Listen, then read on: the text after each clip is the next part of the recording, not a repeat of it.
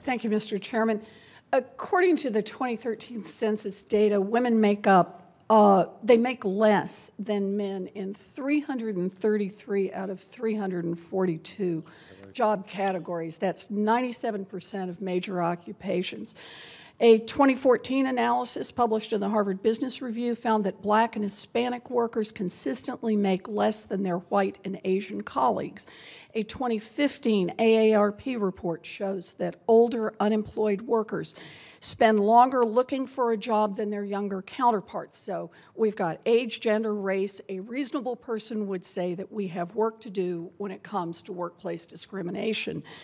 Now, the EEOC helps tens of thousands of individuals every year who file charges of discrimination in the workplace, but thousands more benefit from the results of the systemic program, which tries to root out discrimination that affects entire classes of workers.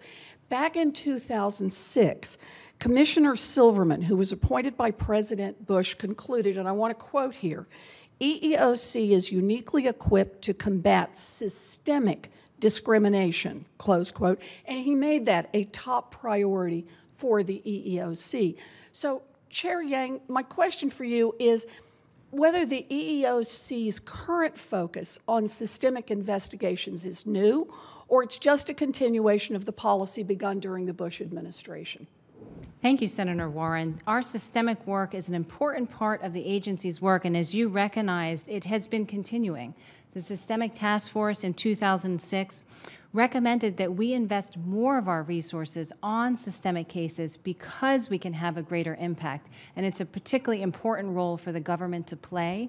They also emphasized that it is important for us to use the commissioner charge and directed investigation process so that we are proactively identifying the greatest needs for our resources rather than simply being reactive, because we know that for every person that comes forward, there are many others who may not know they're being discriminated against or are afraid to do so. So let's push on this a little. As part of your efforts to combat systemic discrimination, the EEOC has been criticized for using its authority to initiate investigations without a specific complaint from a specific worker who is directly affected.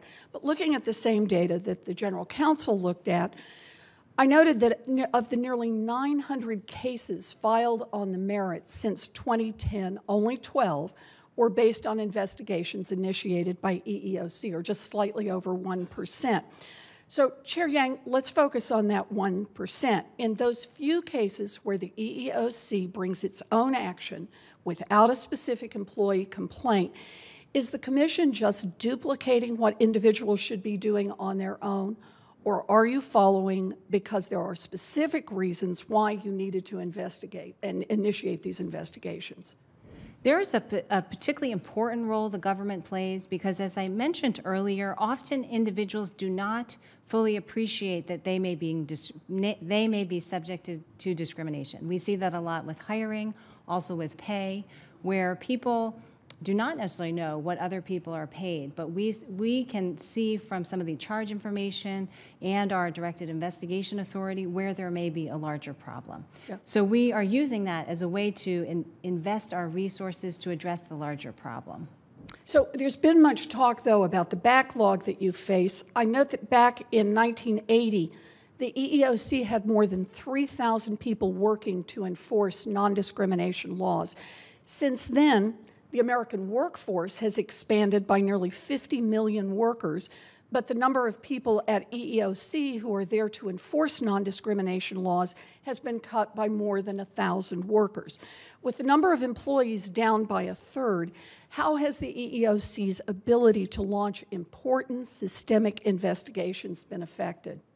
That's an important question, and we think carefully about how to use our resources. With the limited resources we have, investing in systemic cases can be one of the most effective ways for us to use those resources, because instead of separately investigating 50 different charges, we can try to affect that practice at issue to ensure that we are preventing discrimination from going forward. So we are carefully identifying the cases that we are going to file because we know they take significant resources, but through those efforts, we are working to bring about lasting change that can help the employer build a stronger workplace and become more productive as a result. Thank you. You know, I wish we didn't have to be here today discussing the Equal Employment Opportunity Commission, because I wish the EEOC weren't necessary. I wish that all Americans could apply for jobs and go to work confident that they would not be passed over because of their age, confident that they wouldn't get lower pay because of their gender, confident that they wouldn't get worse hours because they're African American, and confident that they wouldn't be retaliated against when they ask for equal treatment. But all the independent evidence shows us that we are not there yet.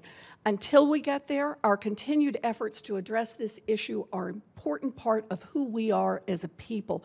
We have more work to do, including passing the long overdue LGBT anti-discrimination legislation so the EEOC can better protect people who face discrimination in the workplace because of sexual orientation. But at a minimum, we can encourage the EEOC to do the work it can to protect every working American, make sure that we all have equal opportunities on the job. Thank you very much for your work. Thank you, Mr. Chairman.